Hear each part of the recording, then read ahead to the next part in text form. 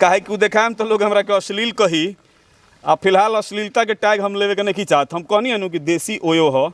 हमार माता जी के अंतिम चुनाव रही, वहाँ के जब पत्र जाई लिफाफा में डाल के घर घर, तब भी यह बात में लिखल होवे कि हमारा अंतिम चुनाव है। अब आए वाला फ्यूचर तय करी कि पंचायत के लोग का हमरा के फिर से स्वीकार करी या ना करी। लेकिन जनता के सेवा जौन पापा जी के सपना रहला उ सपना तो कबो खत्म ना होई। हमरा से जितना हो सकी जेकर सेवा उ करें। अब BA, BCom, BSc और MA, MCom करें विश्व की सबसे बड़ी यूनिवर्सिटी इग्नू से। सॉल्ड असाइनमेंट और गाइड बुक्स प्राप्त करें। संपर्क करें Mahakal computers, DAV college gate के सामने, सिवान।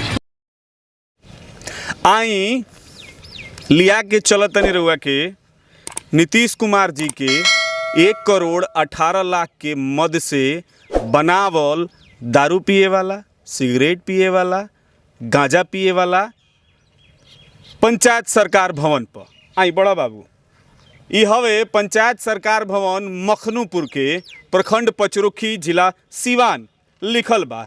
अब हम कहले होखेम कि दारू पिएला, सिगरेट पिएला, गांजा पिएला तो लोग के मरीचा लग जाई। वो चाहे मुखिया जी होखी या चाहे पदाधिकारी लोग होके, सबका धड़ से मरीचा लगेला। प्रूफ बा हमरा लगे, बिना प्रूफ के हम जल्दी ना बतियाई। आई हेदे बानी लिखल बा पर sale for Uttar Pradesh only, for sale in Uttar Pradesh only. यहाँ के हई 8 PM के फ्रूटी। यहाँ के उत्तर प्रदेश में दाम बा 110 रुपया। बिहार में यहाँ के बेचानी 170, 180, 200, 220 क्षेत्र ऊपर एक रेट बा। हाँ, यहाँ के हई करेजी, नाम यहाँ के बोलल जाला पोलथीन। ठीक बा, एक में बिना पानी मिलैले रुआ गटक सकेनी। जाना मजूरा के पियत देखले बनी हम। ई पंचायत सरकार भवन हमरा ई बात के खुशी भइल हो कि एजा ई इस्तेमाल भइल बा। बाकी जगह चुनाव करावे के काम आइल बा, एजा आइसोलेशन सेंटर के हो जा लिखल बोर्डवा पर तो शायद रहे। आ अभी जूम करके देखावो, साफ सफाई से अंबार में अंदर लौक रहल बा। बहुत साफ सुथराई बा। एमे का दून इंजेक्शन पड़ेला कोरोना के। ई रउआ देख ली, एगो रूम इस्तेमाल में एजा ई सामने वाला दिखता।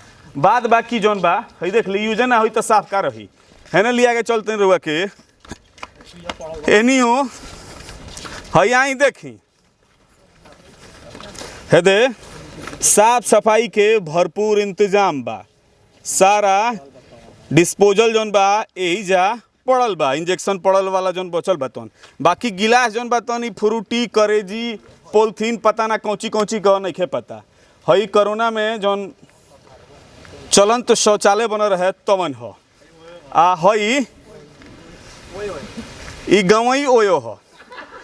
चली है ना, लिया के चलतनी हई आई हे दे गांजा के जुगाड़ हई देख ली। हई काठी जौन बाड़ी सनू है दे, सिगरेट के ठूठी देख ली, हई काठी देख ली। जब चिलम में हऊ सुतरी धरा के ना धइल नू तो कहो माचिस मारा के धरावे के पड़ेला।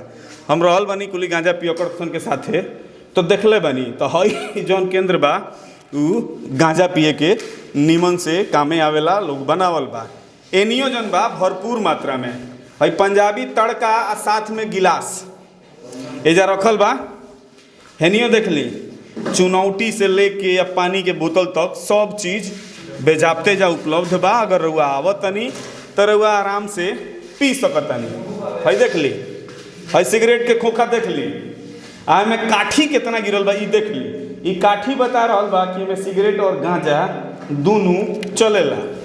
बाद बाकी एगो रूमो में आपत्तिजनक चीज़ बा, उ हम ना देखाएं आ ओकर नाम भी ना लेम। बस इतना जान ली कि देसी ओयो हो।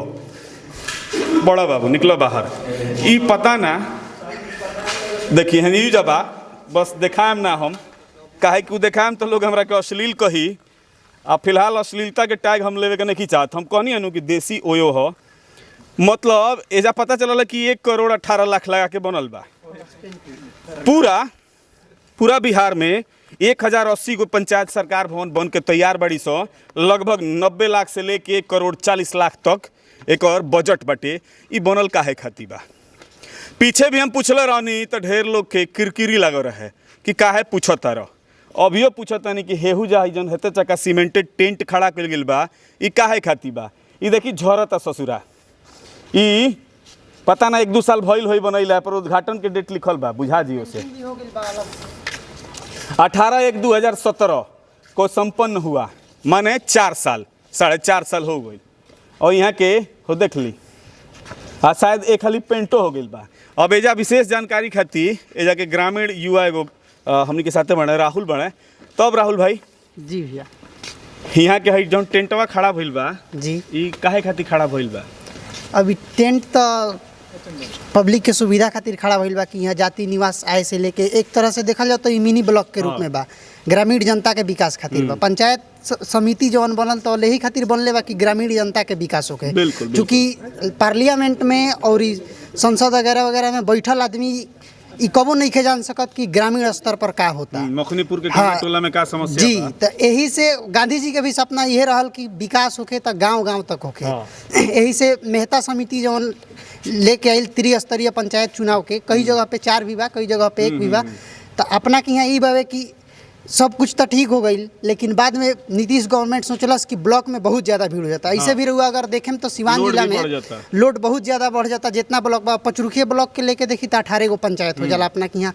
इतना ज़्यादा लोग अगर जाई तो 2 से 3 गो RTPS काउंटर बावे। वो जी जाति निवास आए केहू के पढ़े जाए के बाद तो ओकर सिग्नेचर ये उस माने बहुत ज़्यादा काम हो जाला, वर्कलोड बहुत ज़्यादा हो जाई। तो एकरा सुविधा खातिर नीतीश गवर्नमेंट तो पास कर देलस, लेकिन एकरा के सही तरीका से इम्प्लीमेंट नहीं खे कइल गई। लेकिन फिर भी अगर बन गई तो एकरा के मुखिया चाहस तो अपना स्तर से एकरा के चला सकत रहन। एकर कौनो अभी यूज नहीं के होकत। क्वारंटाइन सेंटर में एकरा के यूज कइल गई तो वीडियो साहेब जी कही रहलन कुछ साल पहले के, पिछला साल के बात हवे। वीडियो साहब कहलन कि तू लोग सौभाग्यशाली बड़ा लोग कि तारा के यहाँ क्वारंटाइन सेंटर बनल बा। अच्छा। सुन के मन खुश हो गई कि अरे भाई ई तो अजूबा चीज़ हो गई बावे। ओकरा बाद से ऐसन अभद्दा बात बोल के गइलन जौन हम फेसबुक पर पोस्ट भी कइले रहनी। ओकरा बाद इन्हें उन्हें बात बढ़ गई, अभी भी पोस्ट वही तिया बावे। एमे खाना में कीड़ा निकल गई, रात में इतना बड़ा सांप निकल रहे जौना के जवाब नहीं खे। माने एक से एक एमे घटना घट चुकल। ओकरा बाद से जबरदस्ती एकरा के बंद करवा दिहल गई क्वारंटाइन सेंटर के। एकरा अलावा मुखिया जी देखिए, मुखिया जी के जौन मेन वर्क बावे तौन रउआ जानता नहीं कि 29 गो कार्य पर उनका डिपेंड बावे कि वो सब काम करे के बा। एमे शिक्षा से लेके किसान से लेके एगो गरीब बुढ़वा लाचार आदमी तक के बा। हमनी के छोटा से छोटा टैक्स जौन देता नहीं सर, जैसे 8 आना के लिए हम चूसे खरीदनी, उसमें 5 पैसा हमारा टैक्स काहे निकल जाता। हमारा लगे वो अधिकार बावे लोक सूचना के तहत, RTI के तहत कि हम सरकार से जवाब मांग सकें। तो कुछ दिन पहले हम एक यूज करे के कोशिश भी कहीं ब्लॉक में हम RTI डलले रहनी कि पंचायत में विकास कार्य भइल बा, एकर के हमरा के पूरा रिपोर्ट दिहल जाओ। लेकिन हमरा के रिपोर्ट सही तरीका से ना दिहल गई। यहाँ तक कि बड़ा बाबू से थोड़ा बकझक भी हो गई। तो हमरा मजबूरन कहे के पड़ल कि आप आपत्तिजनक रूप से व्यवहार मत कीजिए वरना सेकेंड अपील हम आप ही के खिलाफ डालेंगे। तब जाके कुछ मामला शांत भइल। फिर भी एने ओने से कुछ डाटा कलेक्ट कैले बनी। अगर हमनी के मेनली गली नली और जल योजना के जौन केंद्र सरकार की योजना बा, एकरा के अगर हटा दिया था मनरेगा के तब भी 5,49,00,000 समथिंग रुपया यूज भइल बा। 5 साल में माने 2016 से 2022 नाउ तक 5,49,42,079 रुपया यूज भइल बा। नल जल वाला छोड़ के बाद जी एमे 14वां वित्त आयोग के बा, 5म वित्त आयोग के बा और ये स्टेट फंड के बा। इहे 3 गो पैसा बा। एमे 15वां वित्त आयोग के अभी अलॉटमेंट भइल बा तो वो जोड़ल ही नहीं कि 6ठा वित्त आयोग के तो अगला जब मुखिया जी इलेक्ट हुई ओकरा बाद हुई। शिक्षा के क्षेत्र में मुखिया जी के मात्र 0 योगदान रहल बा। मुखिया जी मतलब मखनूपुर 3 गो टोला में डिवाइड बावे, बिचला टोला, मौजे और मठिया। तो मुखिया जी मठिया से आवेनी। वहाँ के कहा नाम बा कि वो जी प्राइमरी स्कूल ना रहे तो वहाँ के अपन जमीन देहनी, अपना माता जी के नाम पर स्कूल के नाम भी बन गई। अब पैसा जब आयल 5म वित्त आयोग के तो उनमें से यूज भइल बा स्कूल के इम्प्रूवमेंट खातिर। चांदपुर में नइखे यूज भइल। ओजिकियो खातिर 5.5-6 लाख रुपया उठल बा। 6 लाख रुपया एजी खातिर उठल बा। वहाँ के रउआ रास्ता देखेम तो स्कूल में जाए खातिर रास्ता नहीं है। कुछ दूर लइका सन के यही तिया पगडंडी हेल के जाए के पड़ी। टाइल्स तो लाग गई बा नाम खातिर, लेकिन पढ़ाई ना होला। हमारा पंचायत के कोनो भी स्कूल में रहुआ जाई, यहाँ तक कि जौन 8वां के क्लास बावे ओहू में सुविधाजनक रूप से बेंच नहीं खे। तब रहुआ खुद सोची कि जौन मुखिया के कार्यभार हमनी के देले बनी सन विकास करे खातिर, जौना के खुद सोचे के चाहिए कि अगर पीढ़ी ना पढ़ी तो हमनी के तो और दलदल में फंसे तो उ पैसा के गबन कर जाता रहन। ई सही बात नहीं खे। लोग के देखे के चाहिए कि इम्प्रूवमेंट के तिया हो या सही आदमी के चूज करे के चाहिए। खैर मुखिया जी लोग जीते नहीं लो, जीते से पहले बड़ा लम्हर वादा करे नहीं लो, गरीब के बेटा रहे नहीं लो। आज सबसे बड़ चीज पता बका रहेला जी, शिक्षित ईमानदार, कर्तव्यनिष्ठ, संघर्षशील, ये बड़का बड़का शब्द जुड़ रहे लोग के नाम के आगे। देखी इस एगो जुमला है जौन हर एक कोई यूज कर देला। अगर राजनीति में बनी तो ये बात से वो इनकार नहीं कर सकत। अपना के यहाँ तो जे नहीं के पढ़ ले वो शिक्षित, ईमानदार सब टैग लगा के घूम जाला। अगर 4200 टैग हुई न तो वो लोग चपेट दियो में। तो ये सब मायने नहीं के रखत। कहे के मतलब है कि अगर रउए मान ली कैंडिडेट मानी वोट मांगे जाए नू तो रउआ बताई कि के तियर रउआ वोट मांगे कि आदमी सामने वाला विश्वास कर ले। ई भारत के सिस्टमे ऐसा बन गई बा गौही राजनीति के कि लोग जाला तो कहेला हम इतना बड़का बड़का जुमला फेंक देला कि बढ़िया कैंडिडेट के भी लोग चूज करे से पहले 5 बार सोचेला कि इनका अंदर उ का चीज़ बा कि हम इनका के समर्थन दे दी। ओकरे सजा बा कि बढ़िया बढ़िया कैंडिडेट भी झेले लगेलन, उनका समर्थन ना मिल पाएला। उ ना तो जेकरा सपना बा विकास करे के उ भी पीछे रह जाला। तो फिलहाल मुखिया जी के कार्यकाल जौन बा 5 साल के जौन खत्म भइल ह जी, कतना विकास के गंगा बहैले बनी वहाँ के? विकास के गंगा के बात करी तो देखी सबसे ज़्यादा फोकस रहल बा जनरल योजना पर। लगभग 1.5 करोड़ के आसपास पैसा आइल हुई तो एमे से 1 करोड़ मैक्सिमम खर्चा भइल हुई तो भइल हुई। ऐसे कि रउआ जानता नहीं कि परसेंटेज सबके बांटल बा। 7 लाख 8 लाख में निपट जाता, ओकरा बाद सब जना लाइन से ले लेता रह लोग। एकरा अलावा पक्कीकरण निश्चय गली नली जौन आई लेहू में 1.5 करोड़ रुपया आई रहला तो ओहू में यूज भइल बावे। एकरा अलावा जितना भी काम भइल बा मुखिया जी के 2 चीज़ पर भइल बा। पहिलका चीज़ कि केंद्र वाला जौन दुनू फंड हो गई ई दुनू पे, और तीसरका सड़क पर। एकरा अलावा माटी खुनवा देनी 50-60 लाख के खुनवा के हेने फेंकवा देनी। अब भइए बावे हेने एगो कोनो कब्रिस्तान बा, ओजिक से माटी एजिक फेंकवा देलन तो ओजिक के पैसा कि माटी फेंकइले बनी। अब कब्रिस्तान के साफ करिले बनी, ओकर पैसा दोनों के पैसा उठेला। ई तो मास्टरमाइंड हो गेल नु। हाँ, ई मास्टरमाइंड हो गेल। एकरा अलावा देखी हेजिक एगो तालाब बावे ऑलरेडी, दूसरे एगो तालाब बन गेल। कुछ दिन पहले मुखिया जी में मत्स्य पालन शुरू कर देलन। ई जायज ना रहे, लोग विरोध कैला छोड़ देलन। लेकिन ई दोनों पोखरवा के नाम पर एक जीर्णोद्वार 2 साल में एक बार हो जाला 1.5-2 लाख रुपया के। एकरा अलावा और भी बा सादिकपुर में या चांदपुर में तालाब, ओकरो जीर्णोद्वार हर 1 साल होबे करेला। कईगो तो ऐसा बावे कि जौन 2016-17 में काम करा दिहल बा सड़क के, ओकरा के फिर 2019 में करा के ओकरो पैसा उठा लिहल बा। तो ई मास्टरमाइंड बा। अब रउए सोची कि संपत्ति के तिया बढ़ जाता केहू के। राउरो माता जी तब फील्ड में बाड़ी जी, हमार माता कैंडिडेट बन के आ रहल बनी चुनाव लड़े खातिर। माता जी के बदले अपने के कार्यभार देखे के हुई और जानकारी पंचायती राज के हम जानता नहीं कि जानकारी बड़ी अच्छा खासा बा। तो का योजना बा, का सोच बा, अगर जनता मौका देती है जाके तो कौन चीज पर फोकस रही? देखिए, बड़का चुका मैनिफेस्टो बना के लोग के तो हम गुमराह ना करें। सबसे पहिल का बात बा कि हमनी के धरातल पर देखे बा कि का कमी बा। कमी लगभग 1.5 साल से हमनी के घूमता निसन तो फाइंड आउट कर ले बनी सन। सबसे बड़ा मुद्दा बावे शिक्षा के मुद्दा, जौन पंचायत के गली गली में रउआ देखे के मिल जाई। आ एकरो कार्यभार और जिम्मा जौन होला तो मुखिया जी के लगे होला। तो एकरा के हम 6 महीना के अंदर इतना टाइट कर देम जाना के जवाब नहीं है। अगर ना होई तो हम अपन खुद पे पद त्याग कर देम। पहिलका मुद्दा शिक्षा रहला। दूसरका बावे जाति, निवास, आय, वृद्धा पेंशन, विधवा पेंशन, विकलांगता पेंशन। घरे घरे एगो टीम भेजी हम 2 महीना के अंदर जीतला के। उ टीम जाके सर्वेक्षण करो घरे घरे कि केकर लड़का कौना क्लास में पढ़ता, केकर एज कितना बा, फैमिली में मेंबर कितना बा, केकरा राशन कार्ड बावे, केकरा वृद्धा पेंशन मिलता, केकरा विकलांगता पेंशन मिलता, कौना लड़का के छात्रवृत्ति के जरूरत बा, ओकरा हिसाब से हमनी के वर्क करी सन ऊपर। एकरा अलावा किसान खातिर बावे कि हम जो जानता नहीं 7 निश्चय 2 में नीतीश जी पहले ही अनाउंस कर देले बानी। तो किसान खातिर हर एक वार्ड में हमनी के बोरिंग सिस्टम तो अइबे करी, सोलर लाइट के सिस्टम बढ़ले बा। ऐसा लगभग हमनी के 21-22 गो मुद्दा बा। और 21-22 गो मुद्दा में से अगर हमनी का 80% मुद्दा के 6 महीना के अंदर क्लियर नहीं सन करत, माने ऊपर इम्प्लीमेंट नहीं सन करत 80%, तो हमनी के खुद पे त्याग कर देम सन। एक खातिर हमनी के जब मैनिफेस्टो घूमी मार्केट में, जब फील्ड में हमनी के चलेम सन, तो मैनिफेस्टो के साथे सिवान न्यायालय से एगो नोटरी भी लेके चलेम सन कि 6 महीना के अंदर हमनी के 80% कवरेज करेम सन। अगर ना करेम सन तो खुद पद त्याग कर देम सन। अच्छा राहुल भाई, एगो हम बात पूछे के चाहता नहीं जी। उम्र कम बा जी, अभी अगर चाहल जाओ जो तरीका से नॉलेज बा तनी सा और मेहनत को दिया तो आराम से 50,000 1 लाख के नौकरी मिल जाई। 2500 तनख्वाह रहलन मुखिया जी लोग के बेरी। जी जी, उ तनख्वाह ना होला, एक्चुअली आए जाए के किराया मिलेला। जौने रहलन 2500 रुपया मिलत रहला जी। कौन हीरा मोती बा यार जे पंचायती चुनाव में अपन पूरा लमहर करियर बैठल बनी बहुत पहले जब 2016 के ही पंचायती चुनाव भई रहे, तब पापा जी के साथ पूरा पंचायत में घूमल रहनी। पंचायत के हर एक आदमी से भेंट कैले बनी बेरा, लेकिन रणनीति ऐसा बन गई कि हमनी के बहुत पीछे रह गई सन। एकरा अलावा भी हमारा जन्म के आसपास से ही पापा जी चुनाव लड़ेनी। पापा जी 4 बार हार चुकल रहनी। ई पंचायत के इतिहास रखल बा कि जब यहाँ के प्रमुख जौन मुखिया प्रमुख रहत रहलन, ओकरा के केहू टक्कर देवे वाला आई रहल तो हमार पापा जी रहनी। ओकरा 2 नंबर पर रहनी, ओकरा बाद 3 नंबर पर हो गई। फिर रणनीति बदलत गई, समय बदलत गई, आदमी हारत गई, लेकिन हार कबो नहीं खे मान ले।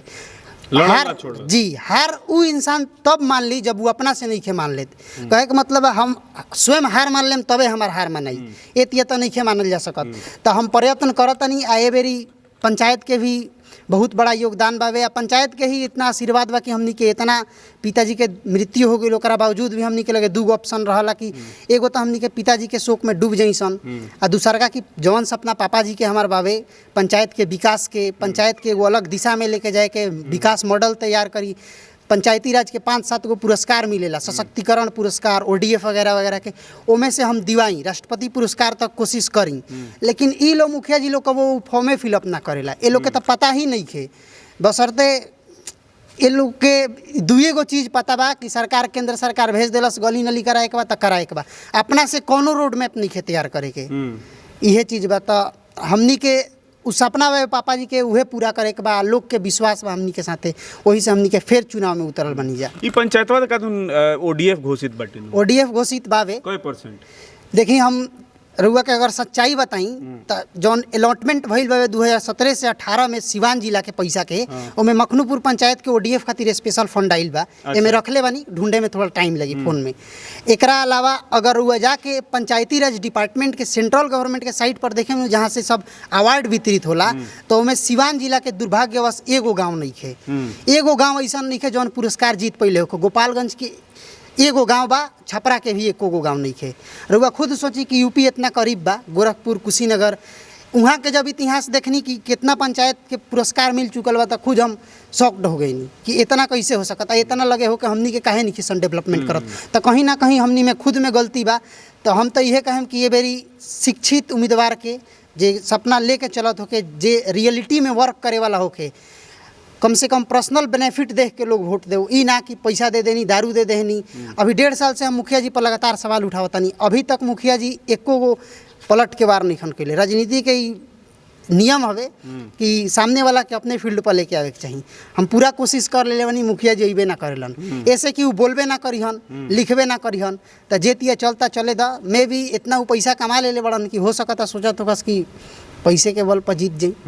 तो हमनी के एकरा पहले भी अभियान चला चुकल बा निशन फेसबुक के माध्यम से, और हमनी के रणनीति भी बा कि आए वाला समय में हमनी के वीडियो और माइक वगैरह के माध्यम से लोग के जागरूक कर सकी सन कि आखिर ये अधिकार है का हमनी के। 5 साल पर तो एक बार आवे के बाद जौन टैक्स के पैसा बा तौने हमनी लगे आवता, आ हमनी के पैसा दोसर कोई खा जाई, ई कहाँ तक उचित बा बताई। बिल्कुल बिल्कुल बिल्कुल। अच्छा, अगर जैसे रुआ कहने कि 4 बार पिताजी लड़ने जी, पिताजी के स्वर्गवास हो गई, अगर मान ली कि जनता फेरो नहीं जितावत 5 बार जी, तो का राहुल ओकरा बाद पॉलिटिकल करियर छोड़ के कुछ और करी हैं या फिर लागल रही हैं पिताजी खानी? देखिए ऑलरेडी हम बैचलर ऑफ फार्मेसी करेनी LNCT यूनिवर्सिटी से। एकरा साथ साथ पॉलिटिकल जौन भी डिबेट होला हमारा कॉलेज में, फेस्ट वगैरह वगैरह, ओमें भी पार्टिसिपेट करेनी, और पार्लियामेंट्री डिबेट होला ओहू में पार्टिसिपेट करेनी। तो मिला जुला के हमरा लगे हर एक चीज़ के नॉलेज बा, थोड़ा बहुत भगवान के कृपा बा, लोग के कृपा बा कि हम सब कोई से बोले नहीं, बतियाए नहीं। तो हम तो लगभग सेट बानी, हमारा घर में भी हर एक आदमी सेट बावे। हमार माता जी के अंतिम चुनाव रही, वहाँ के जब पत्र जाई लिफाफा में डाल के घर घर, तब भी यह बात में लिखल होवे कि हमारा अंतिम चुनाव है। अब आए वाला फ्यूचर तय करी कि पंचायत के लोग का हमरा के फिर से स्वीकार करी या ना करी। लेकिन जनता के सेवा जौन पापा जी के सपना रहला, उ सपना तो कबो खत्म ना होई। हमरा से जितना हो सकी जेकर सेवा उ करें। हमनी लगे ई काम देखे कि फोटो खिंचवा के अपलोड कर देनी, ई कर देनी। निस्वार्थ भाव से रउआ सेवा करी, ओकर फल जरूर मिली। चलिए, बिल्कुल निस्वार्थ भाव से सेवा करिए, ओकर फल जरूर मिली। मैच बॉक्स के टाइम देने बातचीत कईनी, बहुत अच्छा लागल हमरा। रउआ कैसन लागल मैच बॉक्स की टीम से मिलकर? मैच बॉक्स के टीम से मिलकर बहुत बहुत अच्छा लागल। खास करके राना भैया, आपसे निहाल भैया कि हमरा जैसा आदमी के मैंने एगो मौका देनी है मंच पर बोले के, बहुत बहुत शुक्रिया। अपना पंचायत के लोग से का अपील करें मैच बॉक्स के माध्यम से? पंचायत के लोग से यह अपील करें कि ये बेरी जातिवाद, भ्रष्टाचार लूटपाट के खसोट झेलत जौन पंचायत अपन आवता ये चीज़ से जातिवाद के चीज़ से भेदभाव के चीज़ से ऊपर उठ के हमनी के कुछ सोचे के तभी विकास हमनी के हो पाई। ऐसा नहीं है कि एगो प्रत्याशी जीत गईलन तो विकास कर दिलन। हमनी के ऐसा रोड मैप लेके चले के बा कि जितना कैंडिडेट उठल बड़न एगो जीतस तो सब जना से सलाह ले से रोड मैप तैयार करे के बा कि भाई बतावा तारा हिसाब से का होके चाहिए। आ हमारा अंदर उबावे कि हम सबको इसे सलाह ली कहे से कैंडिडेट बड़ा तो तरो अंदर तो कुछ कैपेबिलिटी हुई कि का करे के बा पंचायत में काना। तो यह कि अपना से ऊपर उठ के जाति धर्म के भेदभाव से ऊपर उठ के मतदान करी जा और मौका दिया। चली तो ये बदकुचन सुननी हो राहुल हमारा साथे रहनी हो। राहुल जी यहाँ के माता जी श्यामा देवी जी यहाँ से चुनाव लड़तनी मुखिया की वहाँ के पुत्र रहनी हो। बातचीत भइल हो। अब पिछवा पंचायत सरकार भवन देहाती ओयो पीछे खड़ा बा। रुआ अगर गांजा पिए खो सिगरेट पिए खो दारू पिए खो या कोनो कुकरम करे खो तो रुआ में आ सकत नहीं काहे कि बनल एक खती बा। मुखिया जी अगर देखत हो कि सुनत हो तो आके खाली रूमवा चेक कली सिगरेट के ठूठी आ ओकरा बाद जनसंख्या नियंत्रण वाला कुली काका दुन मिली रुआ के जब देख ली और रौरे पंचायत भवन हो रौरे पंचायत हो तो एक तनी साफ सफाई रखी। बाकी नीतीश सरकार के जब मर्जी होई तो लोग के बहाली होई आय में भर्ती होई ना तो 1 करोड़ से ऊपर के टेंट जौन खड़ा बा बारातो टिकावे के कामे ई ना आई। बहरहाल ई बदकुचन ई बदकही रिपोर्टिंग मखनूपुर पंचायत के मखनूपुर गांव से देखत रहनी हो।